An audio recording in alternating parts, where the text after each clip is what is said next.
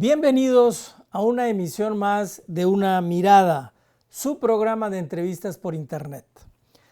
Hoy dirigimos la mirada al tema de la migración y lo hacemos conversando con una de las voces más calificadas sobre este tema en este país. Le damos la bienvenida al doctor Tonatiuh Guillén. Tonatiuh, ¿cómo estás?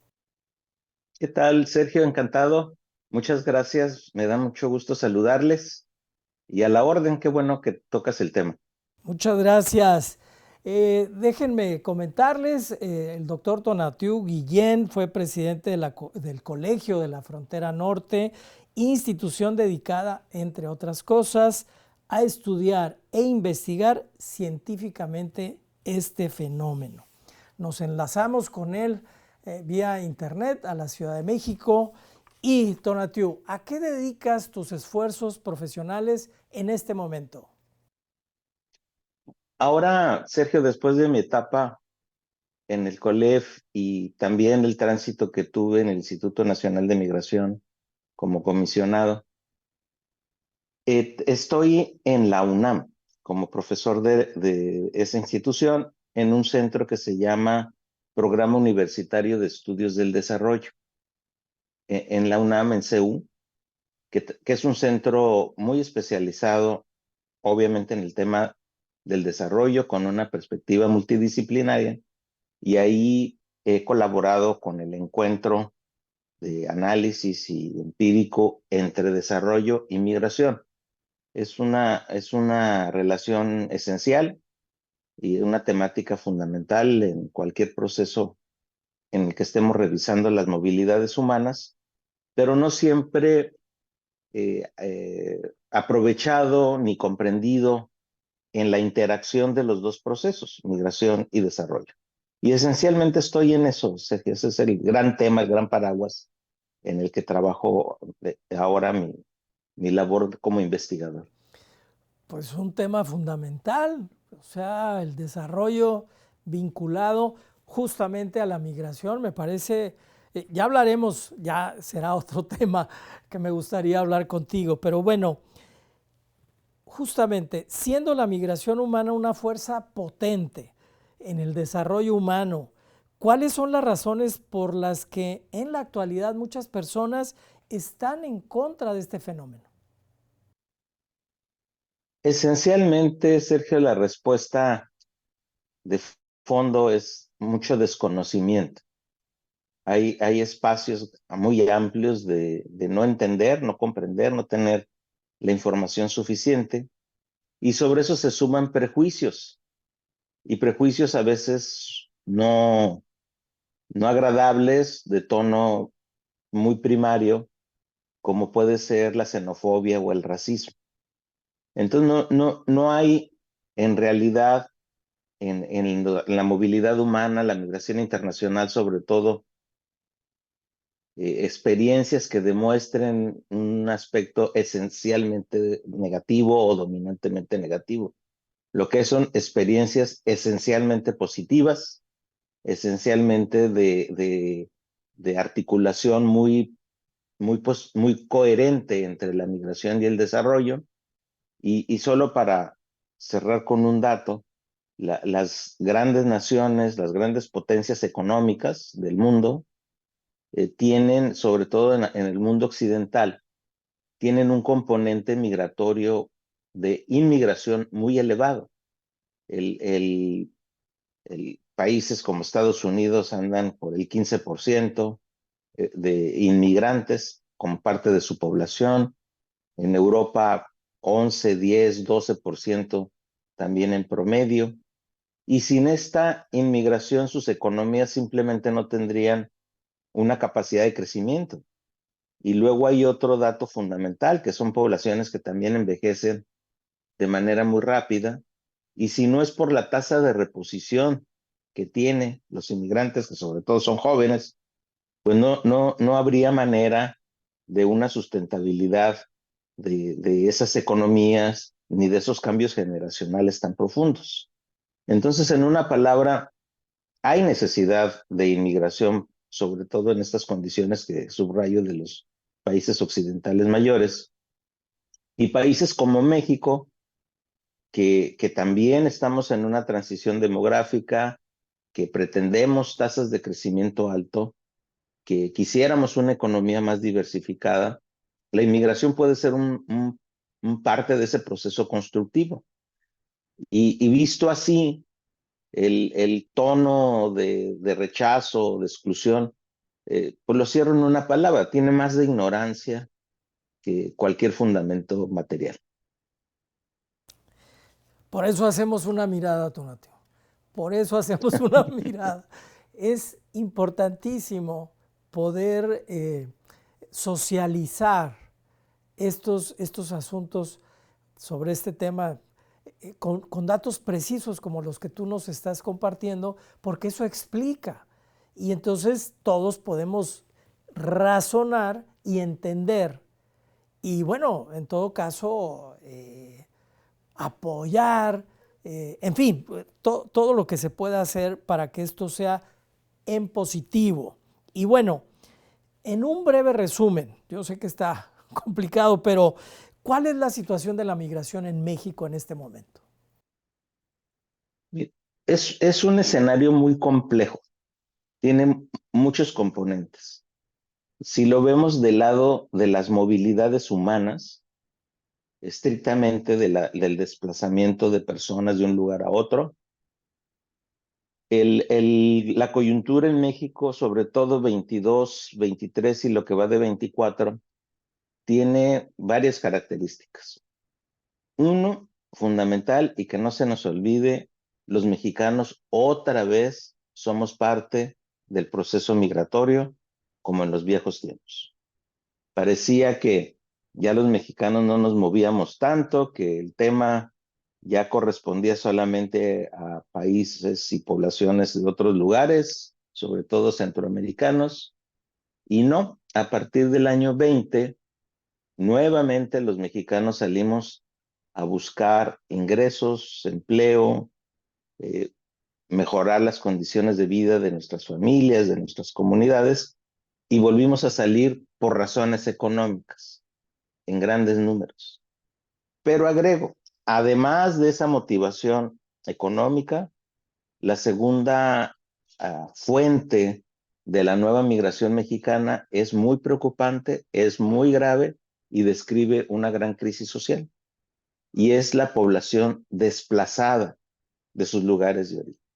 No habíamos tenido ese escenario en México, no de esa manera, no de esa escala, no con esa crudeza, pero la violencia y la inseguridad, como recientemente ejemplificaron las personas chiapanecas que buscaron refugio en Guatemala, imagínate el colmo, retratan situaciones de Chiapas, pero también de otras regiones de México, como Oaxaca, como parte de Veracruz, sobre todo Michoacán, sobre todo Guerrero, partes de Guanajuato, partes de Zacatecas, que la violencia y la inseguridad, no la economía, no porque no tuvieran un horizonte de vida, no porque no tuvieran una comunidad, sino la violencia, la inseguridad y el crimen organizado se convirtieron en fuerzas de expulsión. Entonces, el primer gran dato son los mexicanos otra vez migrando. Y el otro son componentes que, por otras razones, muchas parecidas, componentes flujos de otros países. Habíamos tenido esencialmente centroamericanos en la década pasada en tránsito por México, que es el otro dato importante, pero también recientemente se sumaron nuevos flujos muy grandes, como los de Cuba, Nicaragua, Venezuela. Venezuela se convirtió en un desastre en términos de las condiciones de su población. Ya la que había emigrado estaba en Sudamérica y otra que salió todavía de Venezuela y que probablemente eso persista. La coyuntura del país es muy terrible y Venezuela se convirtió en la segunda gran fuente de población en tránsito por México. Junto con Nicaragua, junto con Haití, se empiezan a sumar componentes de Ecuador, de Colombia y de Perú, y que retratan crisis sociales. O sea, la población no se mueve sin factores poderosos. No hay, a veces con mucha ligereza, Sergio, aquí sobre todo decimos el sueño americano. Ese es un mito, la gente no se mueve así. La última oleada se mueven por la pesadilla de los lugares de origen. No los impulsa un sueño, los impulsa una pesadilla, una crisis, como la que te comento, el del desplazamiento forzado en México. Entonces, hay que entender sobre todo que en esta época el perfil social de la población en tránsito es de refugiados, no migrantes económicos, no migrantes por razones parecidas, sino refugiados, población refugiada que demanda y es titular de protección internacional. Entonces los gobiernos están obligados a diagnosticar bien el proceso, a aplicar las leyes correctas y las políticas correctas que corresponde a población refugiada. Ese es el gran asunto y si no lo entendemos, estamos pues perdiendo el horizonte, violando derechos de las personas, no comprendiendo el proceso y sus determinantes. Y por el lado del desarrollo, por ejemplo, Sergio, México no solo estaría obligado a la protección de población que está en estas condiciones, sino también a reflexionar qué de positivo hay en el capital humano, muy valioso, que está en tránsito y que huye de otros países. Y ahí es donde nos perdemos también eh, oportunidades de desarrollo y de beneficio recíproco. Debiéramos estar incluyendo más. Eh, no es un dato que manejemos tampoco con gran precisión, pero la cantidad de personas que viven en México y que nacieron en otro país no llega ni al 1%, al 1. Y de ese 1, la mitad de ese 1 o poco más, en realidad es población que viene de Estados Unidos de origen mexicano o que son mexicanos, pero nacieron en otro país. Entonces, poblaciones de otros orígenes, de diversidades más amplias, realmente no tenemos. Y lamentablemente pareciera la política migratoria ahora que no queremos tener. Tenemos una dinámica de contención y de exclusión. Pero a grandes trazos, ese es el escenario y es un escenario, reitero, que sobre todo describe a poblaciones en condiciones de refugio. Cambia totalmente el panorama, es otra cosa. Y en ese sentido, tengo amigos que me hablan de personas que vienen de otros países calificadas de una manera importantísima en ingeniería, en matemáticas, etcétera, que visto positivamente se puede aprovechar, digamos, esa experiencia y ese conocimiento para beneficio del desarrollo, por supuesto, ¿no? No, absolutamente. Para dar un dato tijuanense, entre el 15 y el 16 tuvimos un flujo de haitianos muy significativo, grande. Y el COLEF hicimos ahí un estudio de esa población haitiana y un dato nada más de calificación, tienen un promedio escolar más alto que el promedio mexicano. Solo eso. Y uno diría, pues Haití, pues no pareciera que tuviera esas posibilidades. Pues no, sí. Y lamentablemente Haití está perdiendo a su mejor población, a su población más calificada. Y lo mismo está pasando con Venezuela. Es un, no solo es una tragedia, pero también desde el lado de beneficiarse y de la protección en México, pues debiéramos tener estrategias de inclusión no solo correctas desde el punto de vista de derechos, sino inteligentes desde el punto de vista de potenciar desarrollo y de beneficiarse recíprocamente de la coyuntura. ¿Qué es lo que hace países como Estados Unidos? A pesar de Trump, eso sucede. O es lo que sucede en Reino Unido a pesar del Brexit. O es lo que sucede en España o en Francia o en Italia a pesar de sus ultraderechas. Entonces, esa, llamémosle hipocresía del contexto, en donde hay posiciones de rechazo, pero al mismo tiempo hay economías y sociedades que se benefician de la inmigración, pues es un contraste que no debiéramos aceptar más y debiéramos tratar reitero, desde la perspectiva de derechos y también de manera inteligente, desde el horizonte de inclusión y de construir beneficios compartidos. ¿Qué papel juega en este momento el narcotráfico en todo esto? Ya hablabas de la violencia y de que la gente se está yendo de sus comunidades por esta situación, pero bueno, el narcotráfico está ahí. ¿Qué papel está jugando? Pues por lo pronto dos grandes trayectorias.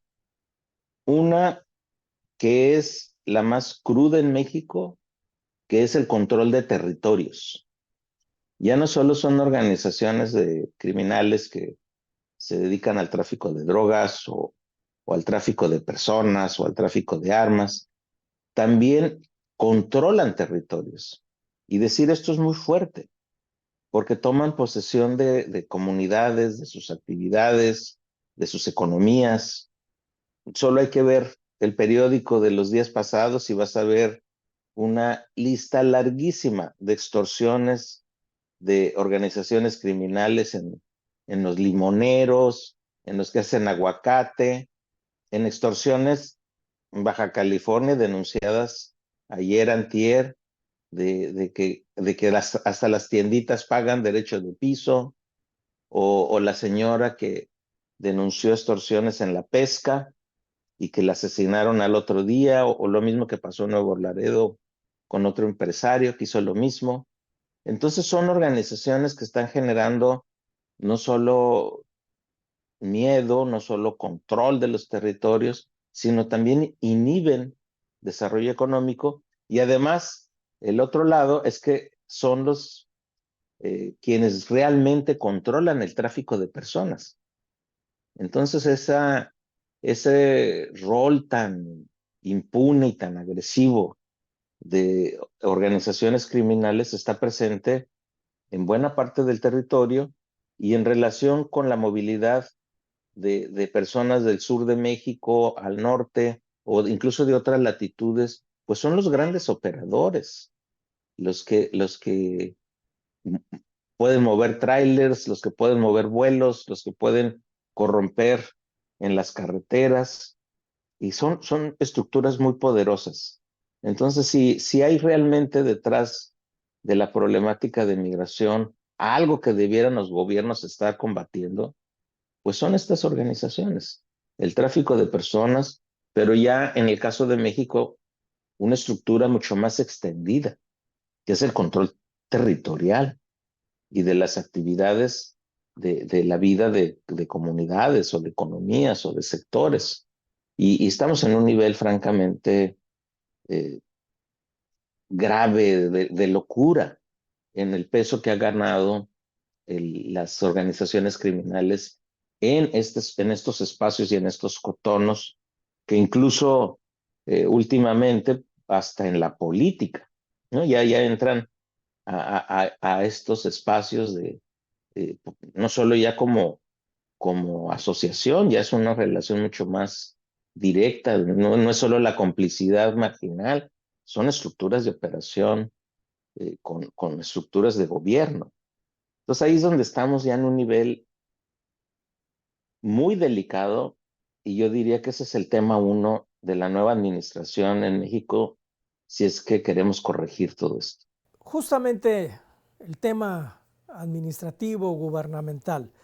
Tenemos en puerta una nueva administración que toma posesión en octubre. ¿Consideras tú que hay elementos para pensar que este tema se va a atender y se va a atender bien? ¿Habrá cambios, habrá ajustes?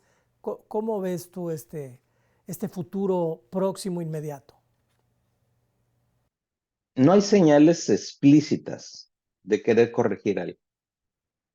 No está en el terreno un planteamiento que diga estamos en el punto A y vamos al B. No está. Lo que hay estamos en el punto A y vamos a seguir en el A. Es lo que ha dominado en el discurso. Ahora, en la necesidad práctica de cambiar, por estas razones que acabamos de comentar, existe. O sea, existe una necesidad práctica porque la vida cotidiana de las personas migrantes, sus derechos, son vulnerados con mucha frecuencia. Las capacidades de inclusión económica en México, que son amplias, sobre todo en regiones como la frontera norte, pueden abrirse, pueden generarse y fortalecerse un mercado laboral, por ejemplo, y sería una gran oportunidad. Entonces yo diría que por lo menos en dos grandes asuntos hay que retomar el tema y rehacerlo. El primero es lo que comentábamos hace un rato, incluso mexicanos. La movilidad dominante es de población refugiada. Y sobre esa base hay todo un marco jurídico, hay política implícita en la legislación sobre refugio y hay una necesidad de hacerlo. Entonces, esa parte de entender a la población en movilidad como esencialmente población refugiada da un cambio importantísimo. No veo señales de que se camine para allá. Espero que sí. A mí me encantaría equivocarme y decir, me equivoqué, sí van a tomar todo alrededor de la población como población de refugio, me encantaría. Abriría otros terrenos. Y el otro importantísimo es el que comentamos hace un rato, con políticas de inclusión, articular movilidad y desarrollo, articular necesidades de protección con desarrollo, aprovecharlo mejor en el sentido positivo del capital humano que está en tránsito por México o de los mexicanos que estamos saliendo de manera forzada a Estados Unidos. Eso, con esos dos escenarios daríamos pasos muy grandes. Entiendo que hay que arreglarse de otra manera con Estados Unidos, que no es una cosa menor, pero tampoco es imposible. Solo hay que tomarles la palabra y haríamos cambios significativos. Pero reitero, esa es una posibilidad que la veo lejana, pero nuevamente digo, ojalá me equivoque, ojalá todo esto efectivamente cambie. ¿A qué te refieres cuando hablas de tomarle la palabra a Estados Unidos?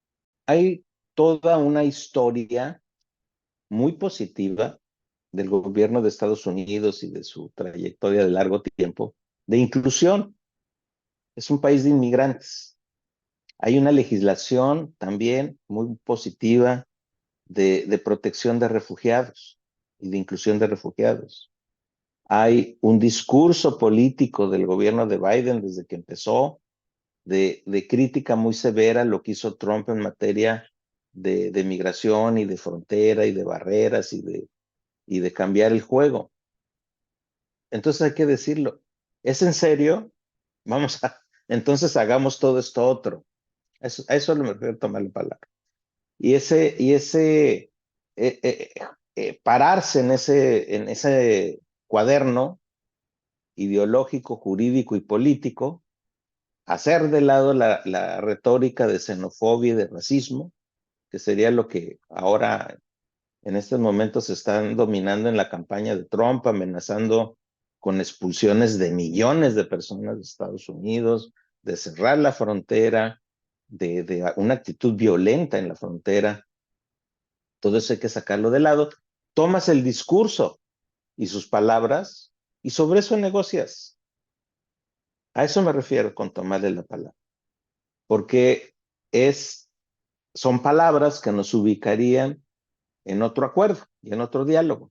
Y ojalá, ese es el punto a mi gusto, para empezar un diálogo diferente.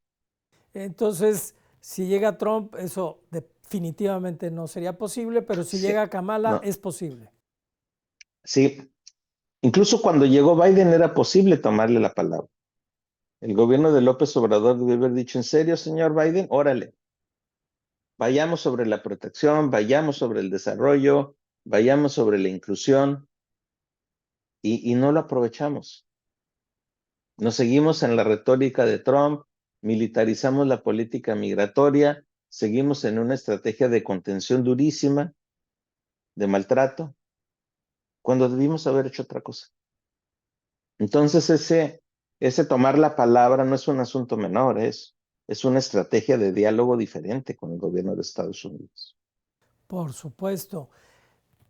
Un par de cosas finales, Tonatiuh, y agradeciéndote tu tiempo. ¿Qué papel juegan los mexicanos, nuestros paisanos, ya en Estados Unidos? Tú has manejado desde hace tiempo este concepto de que México es un país transterritorial y las remesas de los mexicanos son importantísimas para la economía mexicana.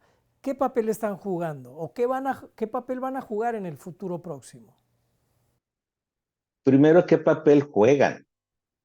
Fundamental, increíble, importantísimo. Desde el punto de vista económico, Sergio, las remesas representan muchísimo más que cualquier programa social o de subsidios del gobierno. Si hay un piso mínimo en las comunidades de movilidades, de ingresos, de economía local, de gasto, es por las remesas. Las remesas son fundamentales. Entonces ya son parte de la estructura económica en gran escala. No es tantito, no es una cooperacha, es un componente fundamental de la estructura social y de la estructura económica. Segundo asunto, México es una nación transterritorial y eso tiene todas las implicaciones del mundo. Hay 26 millones más o menos de mexicanos nacidos en Estados Unidos, con doble nacionalidad, pero con igualdad de derechos de los que tenemos los mexicanos nacidos en México. Y además se suman los otros casi 11 de mexicanos que nacieron en México, pero que se movieron a Estados Unidos. Da 37 millones. Eso es una tercera parte del total nacional.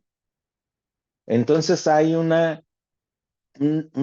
potencial gigantesco no visto en esa nueva población mexicana. Nueva desde el 97 y desde el 2021 por las reformas constitucionales. Esa nueva población mexicana, entre comillas nueva, pero población mexicana, es potencialmente la fuente más grande de cambio social en el país. En lo cultural, tenemos que hacer una reforma cultural para reconocernos en la nación transterritorial. Ese concepto lo construí con base en esta nueva estructura de la nación. En la cultura hay que transformarnos para reconocer como mexicanos o reconocernos como mexicanos los de Guanajuato con los de Mérida, pero también con los de Los Ángeles y con los de El Paso y con los de Nueva York. O sea, hay que vernos en ese plano muy diverso culturalmente y eso es extraordinario. Y ya desde el punto de vista de movilidades, hablando del tema, fortalecer la movilidad de las poblaciones, fortalecer los lazos de encuentro en educación, por ejemplo. Debiéramos estar homologando los sistemas educativos de los dos países y generar puentes de intercambio mucho más poderosos. Y eso nos dará, ya traducido al punto más crítico de esto, que son los derechos políticos, nos dará otra nación, otra estructura de poder, otro Estado. Y creo que sería muy positivo y saldríamos del hoyo, por ejemplo, en la política en el que estamos ahora.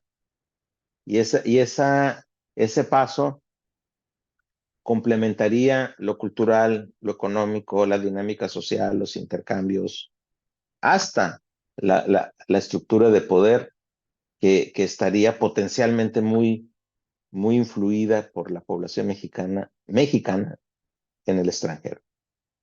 Pero ese es un futuro, Sergio, pero es un futuro necesario. Y diría más, es un futuro inevitable. Vamos para allá. Tonatiuh, pues te agradezco muchísimo tu tiempo.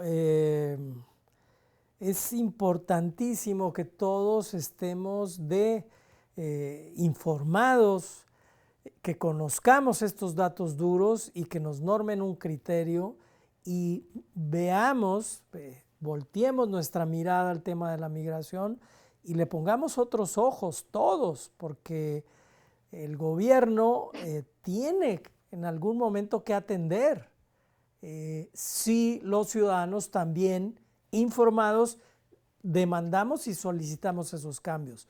Algo que quieras agregar, Tonatiuh. Solo agradecerle, Sergio. Gracias por la invitación y espero que estas conversaciones continúen y tengan mucho éxito. Muchas gracias, Tonatiuh. Que tengas muy excelente día. Igualmente, gracias a ustedes.